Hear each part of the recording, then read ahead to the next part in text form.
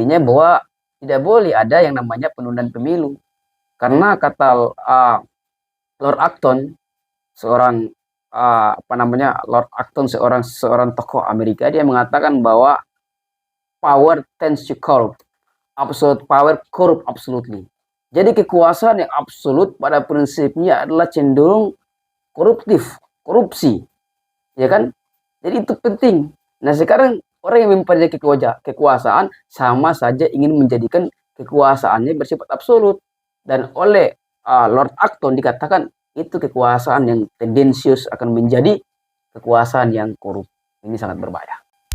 Bismillahirrahmanirrahim. Assalamualaikum warahmatullahi wabarakatuh. Kembali lagi bertemu dengan saya Haji Buton dan Bung Noval. Kali ini kita berada di channel Npol Show.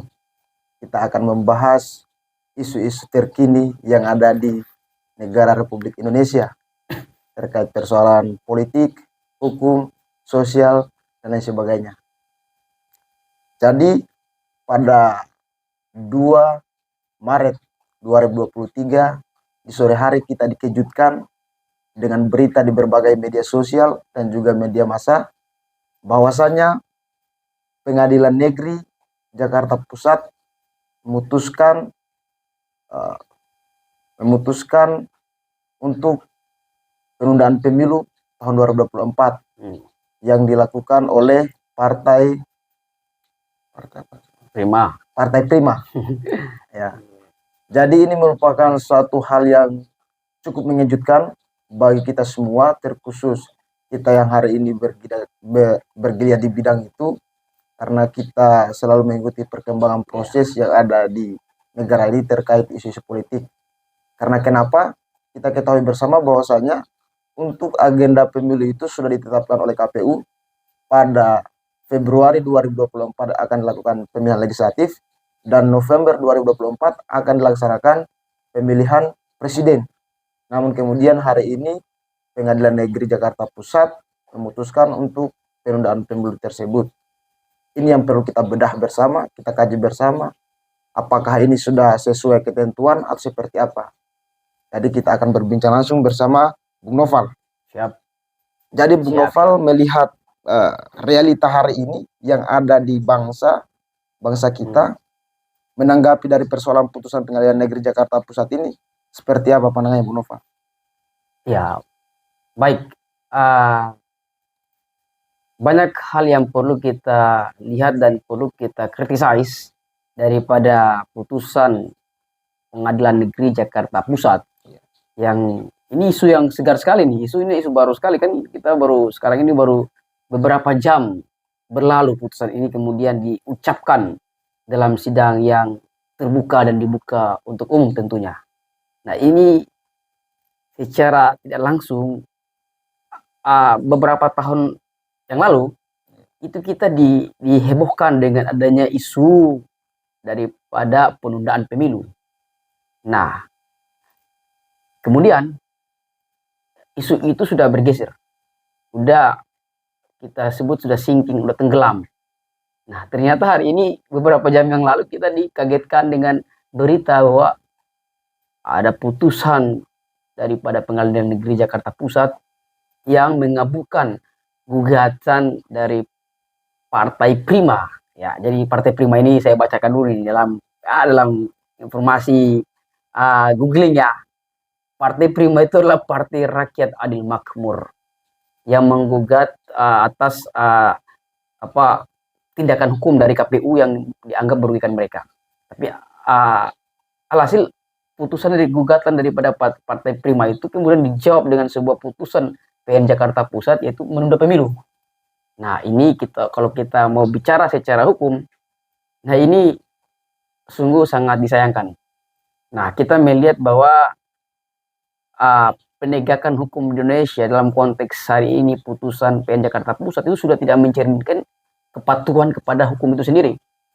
Yang pertama, kita tahu bersama bahwa agenda pemilu ini sudah diatur setiap 5 tahun secara periodik, ya kan? Artinya ini adalah amanat konstitusi Indonesia. Ini kan kalau kita bicara tentang peraturan yang paling tertinggi, yaitu UUD 45 konstitusi. Nah, bunyi konstitusi pemilu diadakan setiap 5 tahun sekali, ya kan? Tapi ini kok kemudian ditunda. Nah, ini menjadi satu hal fatal. Poin pertama, kalau kita mau bicara bahwa ini namanya uh, disobedience of constitutional atau pembangkangan terhadap ayat-ayat konstitusi. Ini sangat berbahaya. Itu satu. Yang kedua juga, ini juga mengkonfirmasi bahwa ternyata isu yang lalu tentang penundaan pemilu itu ternyata bukan mitos. Tapi jangan sampai ada kaitannya dengan putusan kali ini. Dijawab dengan putusan PN Jakarta Pusat. Ini sangat berbahaya. Yang ketiga, kita bicara konteks tupoksi. PN Jakarta Pusat itu mengadili sengketa-sengketa yang sifatnya sengketa-sengketa perdata misalnya atau seperti apa semacamnya. Dia tidak berkewenangan untuk mengadili sesuatu yang atau dia mengadili sesuatu yang sifatnya PMH, perbuatan melawan hukum dalam konteks perdata. Dia tidak mengadili sesuatu yang sifatnya administratif. Itu kalau secara hukum namanya adalah kompetensi absolut, kompetensi mutlak daripada lembaga atau peradilan tata usaha negara, petun. Nah, ini penting. Jadi secara kompetensi atau kewenangan yurisdiksi untuk mengadili objek akuo, itu sebetulnya bukan kewenangan daripada PN Jakarta Pusat. Inilah kewenangan daripada petun.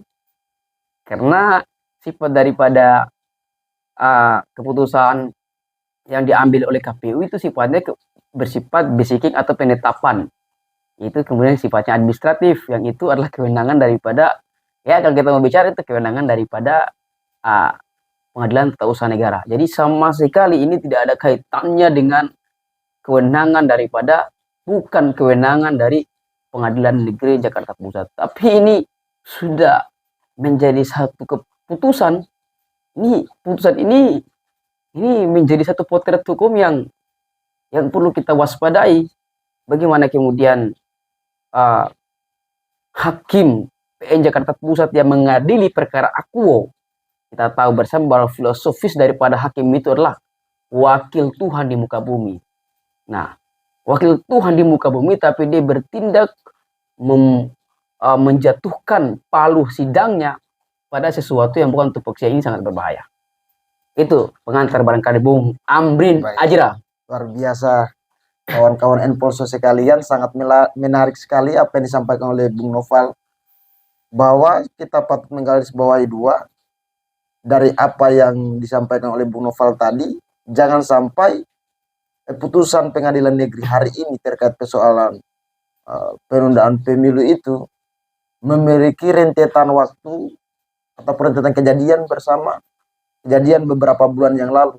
Karena kita ketahui bersama isu untuk penundaan presiden ini sudah dari tahun lalu terjadi.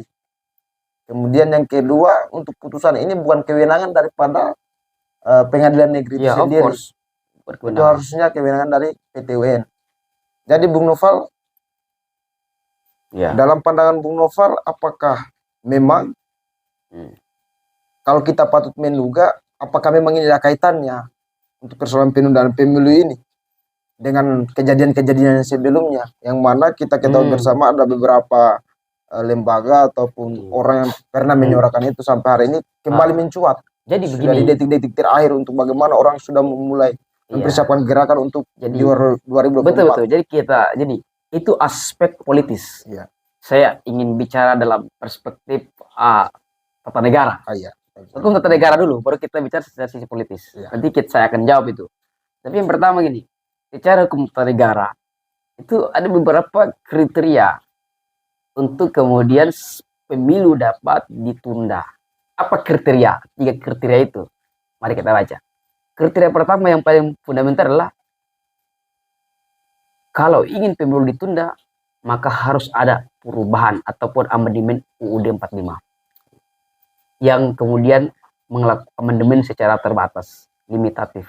Artinya bahwa pemilu diadakan barangkali kalau hadir 5 tahun, kemudian pasal berkenaan dengan periodisasi pemilu kapan dilakukan itu kemudian dirubah menjadi 6 tahun 7 tahun. Maka itu tentu akan terjadi proses penundaan.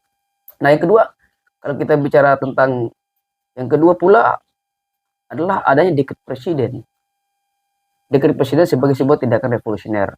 Kayak tatkala dahulu kala misalnya ada pembubaran konstituante. Itu dilakukan oleh karena ada situasi yang mendesak, ya, harus ada keputusan revolusioner yang harus diambil. Itu dua. Nah, yang ketiga juga itu ada konvensi ketatanegaraan. Kita istilahkan dengan constitutional convention atau convention gitu kan, yang pelaksananya itu kemudian diterima. Jadi ada konvensi ketatanegaraan yang konvensi ketatanegaraan tersebut itu dapat diterima secara teoritis maupun praktik. Nah, itu dapat diterima secara kausal, secara logis. Ada rasio desidendi yang kemudian tuntas dapat dijelaskan secara konsekuen dan kredibel dulu ya. Kedua, tadi Bung Amin ini ingin coba memancing kita kan untuk coba keluar daripada situasi ini supaya jangan kita menjadi orang yang seperti hanya melihat seperti katak dalam tempurung. Ya fokus di situ aja, padahal kita nggak tahu nih ada yang kemudian menjadikan katak dalam tempurung itu. Kita nggak tahu siapa itu kan, who is the one, who's the man, siapa orangnya. Ini coba kita bicara. Ya kalau saya melihat secara sisi politis, ini pasti aku yakin ini ada kaitannya dengan misi. Harus saya bongkar atau bagaimana nih? Harus dibongkar. Sambar dikit aja. Sambar dikit, karena agak panas dikit, kita bongkar semuanya. Jadi apa namanya? Kalau dikaitkan secara politis, maka ini bukan satu hal yang memang perlu kita kaget.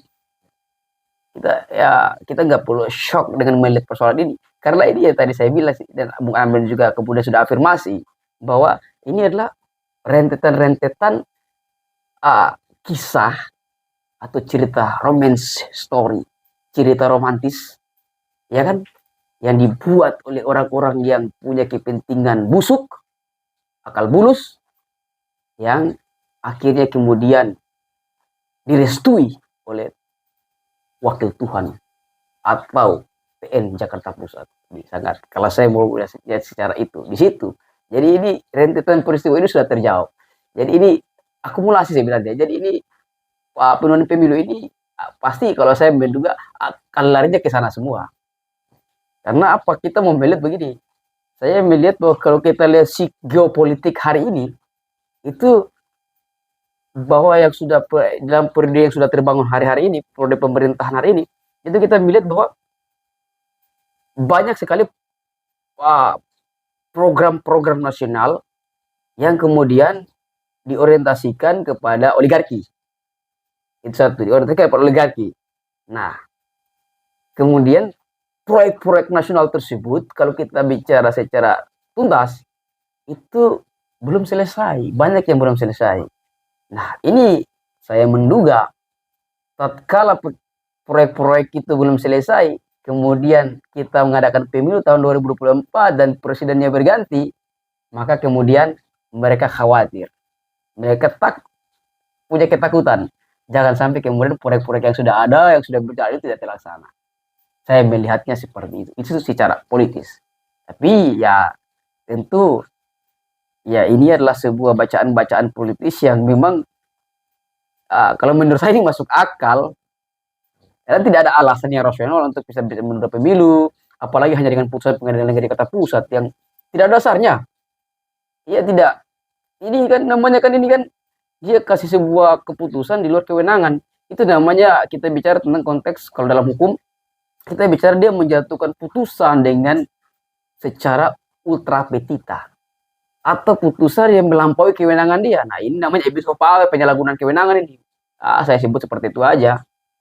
Ya ini ultra petita, dia menjatuhkan keputusan tapi di luar kompetensi dia, di luar kewenangan dia. Nah, ini satu potret hukum yang saya ya kalau orang baca tentang buku Pamungkas tentang peradilan hukum sesat, jangan sampai terulang lagi dalam peristiwa ini. Ya dalam putusan ini tentunya. Jangan sampai gitu kan. Itu Bung Amrin. Baik. Jadi teman-teman Enpolsa sekalian, itu beberapa statement-statement dari Bung Noval sendiri melihat ataupun menanggapi daripada persoalan ataupun isu yang bergembang hari ini yang ada di negara kita.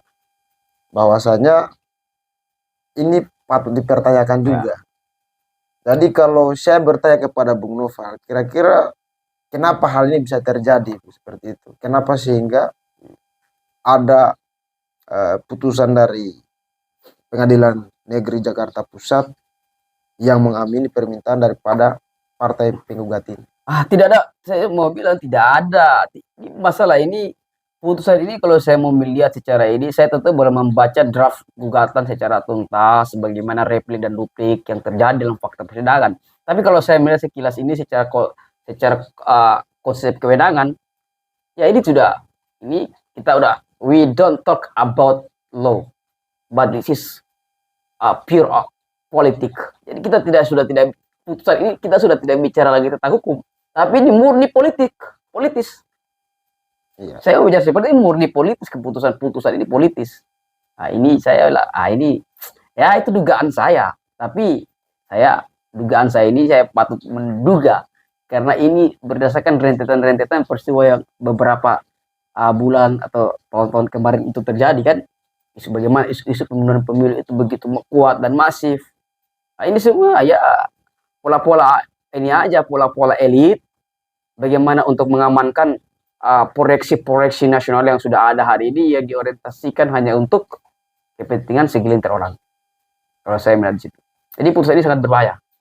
Saya melihat sudah ya kita yang belajar hukum sudah dianggap aja begitu gimana ya, begitu dilicuti. Ya kan dari putusan ini. Karena sudah tidak ada kewenangan. Masa kok PN Jakarta Pusat mengadili sengketa yang sifat administrasi kemudian dikabulkan lagi seluruhnya. Ini kan ngaco. Udah nggak bicara hukum lagi kita sebenarnya di sini. Ini udah masuk politis. Gitu kan? Baik Bung Noval.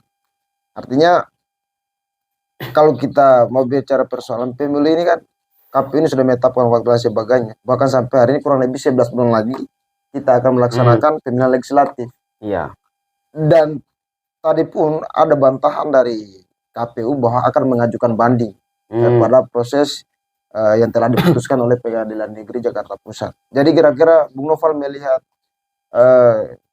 tanggapan dari KPU untuk mengajukan banding dan sebagainya, apakah ini bisa berpotensi harus segera diberhentikan ini proses pelaksanaan pemilu atau seperti apa? Iya, jadi kan pada prinsipnya itu putusan pengadilan itu hanya dapat dilaksanakan ketika putusan itu telah ingkrah. Ingkrah itu kan berkekuatan hukum tetap, maka putusan itu dapat dieksekusi. Ya kan?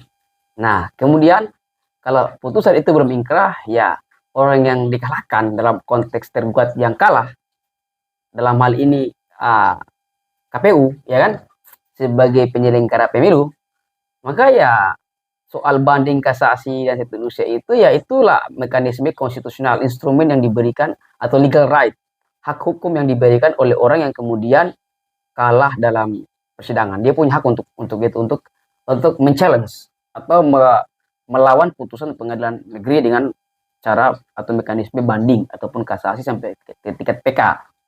Tapi itu bagi saya yaitu normatif sifatnya. Cuma kalau kita mau bicara dulu PN Jakarta Pusat ini sudah melampaui kewenangan gitu kan. Nah, tentu kalau kita bicara seperti itu ya banding itu adalah upaya hukum bisa dilakukan. Dan kalau misalnya kita mau melihat dulu nih, karena kita gini kan, sejak awal tadi saya sudah sampaikan, we don't talk about law. Kita tidak berbicara tentang hukum lagi, karena ini sudah terkooptasi dia oleh hukum. Iya, sudah terkooptasi hukum. Ya, yang jangan sampai ada istilah-istilah bahwa yang namanya hukum akan dikalahkan oleh politik dan politik akan dikalahkan oleh duit. Jangan sampai itu terjadi. Ini kan kita tidak tahu. Nah, makanya saya mau bilang, ya walaupun banding, tapi kalau misalnya beberapa elemen tadi politik dan seterusnya itu sudah mengkooptasi dunia peradilan dalam konteks hakim-hakim ke depannya akan hakim banding, hakim kasasi, hakim PK yang mengadili perkara ini. Jangan sampai kalau sudah terkooptasi ya tentu putusannya juga pasti akan membuat mengecewakan. Ya, tapi kalau saya mau melihat, kalau kita harus mau objektif, sebetulnya putusan ini belum ingkrah, dan kalau misalnya dibawa ke banding, maka sebetulnya banding harus kemudian membatalkan putusan daripada PN Jakarta Pusat. Ya kan? PT Pengadilan Tinggi Jakarta Pusat, Pengadilan Tinggi Negeri Jakarta Pusat harus membatalkan. Nah, tapi saya khawatir di situ juga karena Jakarta Pusat ini sebenarnya nggak tahu juga mereka baca undang-undang yang mana mereka ini kan, atau mereka punya undang-undang sendiri kayaknya. PN Jakarta Pusat mungkin punya punya undang-undang sendiri atau baca apa gitu kan, masa jelas-jelas bukan kewenangan mereka masih saja mau putuskan. Ini ngaco ini kan ya. Upaya banding, kasasi dan seterusnya itu adalah upaya hukum yang disediakan oleh undang-undang. Tapi apalah artinya semua itu kalau misalnya ke depan nanti hakimnya sama juga dengan hakim Jakarta Pusat. Baik, baik. Nah, tapi tentu kita mengharapkan semoga ada disparitas, ada perbedaan antara hakim yang hari ini sama hakim hakim pengadilan tinggi banding ke depan. Baik. Sangat menarik kawan-kawan info sekalian apa yang disampaikan oleh Bung Noval. Kemudian kalau kita berbicara persoalan ini kan artinya yang terlihat hari ini di secara kasat mata kan antara partai penggugat dan juga KPU kan. Ya, kalau kita bicara persoalan kepentingan ini kira-kira siapa yang diuntungkan dan siapa yang tidak diuntungkan? Ya sekaligus closing statement lah Bung Nova. Yang diuntungkan dalam konteks putusan ini. Iya. Ya. Siapa yang diuntungkan dan siapa yang dirugikan? Jadi begini, putusan ini yang diuntungkan adalah oligarki, elit-elit yang sudah melakukan investasi besar-besaran terhadap proyek-proyek yang sudah ada hari ini. Ya, salah satu contohnya misalnya kita sebut IKN. Karena kalau presidennya berganti, bukan lagi yang berada pada garis nasab atau silsilah daripada Joko Widodo, maka proyek IKN yang dibangun oleh Jokowi hari ini berpotensi untuk mangkrak, stuck. Tatkala pemilu diadakan 2024 dan kemudian yang menjadi presiden tidak melanjutkan daripada program yang sudah dilakukan oleh pemerintahan hari ini. Atau diduga? Ya, maka di situ yang kita mau bicara siapa yang diuntungkan siapa? Ya investor-investor. Yang dirugikan adalah oligarki-oligarki, yang diuntungkan adalah oligarki-oligarki. Nah, yang dirugikan siapa? Ya kita. BBM tetap naik, ya kan? Bahkan bisa lebih naik lagi ke depan ini. Kemudian ya apalagi yang bisa terjadi lagi? Ya kita bisa melihat maka penegakan hukum akan semakin kacau balau lagi kalau misalnya pemilu ditunda dan kemudian tidak ada proses suksesi atau pergantian tampuk kepemimpinan kekuasaan kepada orang yang tidak sejalan dengan pemerintahan hari ini. Jadi ya taruhannya situ, yang diuntungkan ya sudah oligarki, pemilik modal. Yang dirugikan siapa? Ya kita lah, rakyat. Ya kan? Walaupun juga dalam pemilu juga beberapa aspek kita kritisi, tapi intinya bahwa tidak boleh ada yang namanya penundaan pemilu. Karena kata Lord Acton, seorang Lord Acton, seorang tokoh Amerika, dia mengatakan bahwa power tends to corrupt, absolute power corrupt absolutely. Jadi kekuasaan yang absolut pada prinsipnya adalah cenderung korupsi, ya kan? Jadi itu penting.